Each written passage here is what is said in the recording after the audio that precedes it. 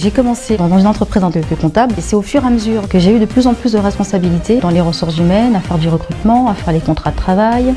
J'ai fait un bilan de compétences et je voulais absolument faire une formation en ressources humaines. IGS s'est présenté à moi et c'est comme ça que l'idée est venue tout simplement de monter cette structure en tant qu'indépendante.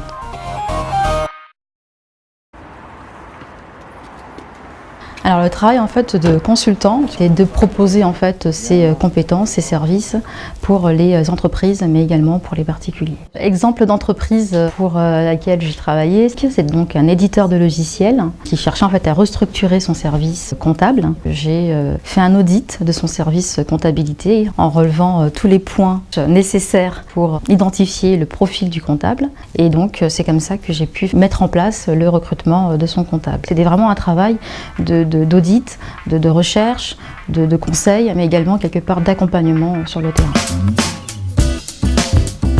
Mais c'est également pour le particulier qui se sent justement seul, démuni, qui a besoin d'aide pour se remettre sur le marché du travail, préparer des CV, préparer des entretiens.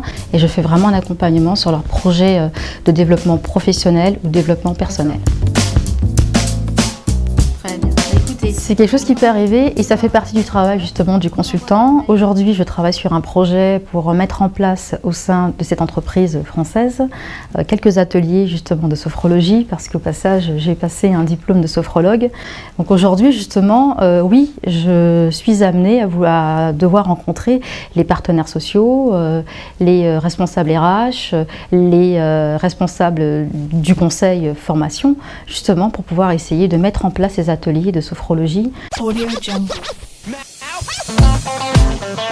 Ce qui me plaît énormément dans ce métier-là, c'est les rencontres. Ce sont des contextes complètement différents, des entreprises qui peuvent être en difficulté. Moi, je pense que plus on a une vision large de l'entreprise, plus on est capable de pouvoir répondre et comprendre justement les besoins des champs d'entreprise.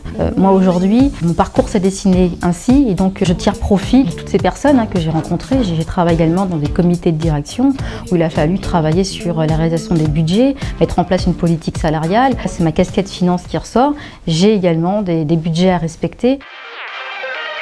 Ambition, performance, potentiel, talent, tous ces mots-là en fait, ce sont des choses qui m'animent. Surtout être à l'écoute des autres, à l'écoute de soi-même et être disponible. Dès lors où j'ai fini un entretien avec une personne, je suis hyper contente de ma journée parce que voilà, elle m'a apporté en fait toute cette énergie-là et elle me confirme qu'effectivement je ne me suis pas trompée en fait dans ce que je suis en train de faire aujourd'hui.